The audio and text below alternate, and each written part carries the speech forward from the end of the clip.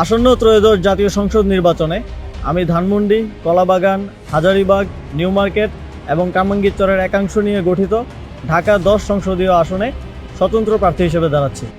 আসন্ন জাতীয় নির্বাচনে স্বতন্ত্র প্রার্থী হয়ে লড়তে যাচ্ছেন আসিফ মাহমুদ সজীব ভুঁইয়া।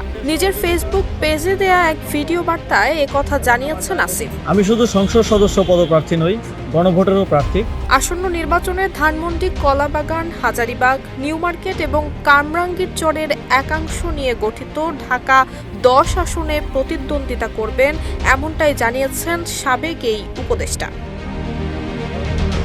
আসিফ মাহমুদ বলেন, বড় কোনো রাজনৈতিক দলের পৃষ্ঠপোষকতা, অসংখ্য নিবেদিত কর্মী, প্রচলিত ব্যবস্থায় প্রয়োজনীয় অর্থ কোনোটিই আমার নেই। আপনাদের সহযোগিতা, সমর্থনই একমাত্র অবলম্বন এবং আমার দায়বদ্ধতা থাকবে শুধুমাত্র আপনাদের প্রতি। এ সময় সংস্কারের প্রতি সমর্থন জানাতে গণভোটে হ্যাঁ যুক্ত করার আহ্বান জানিয়ে আসিফ বলেন, আমি শুধু সংসদ সদস্য পদপ্রার্থী নই, গণভোটেরও প্রার্থী।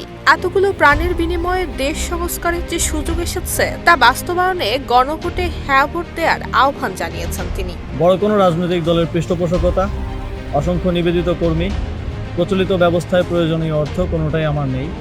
আপনাদের সহযোগিতা, সমর্থনই আমার একমাত্র অবলম্বন এবং আমার দায়বদ্ধতাও থাকবে শুধুমাত্র আপনাদের প্রতি।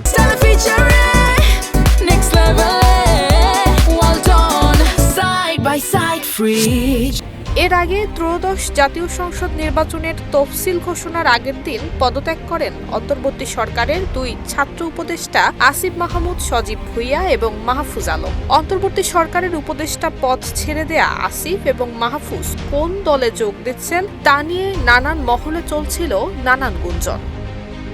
নুসরাত জাহান মেহেক, ঢাকা পোস্ট।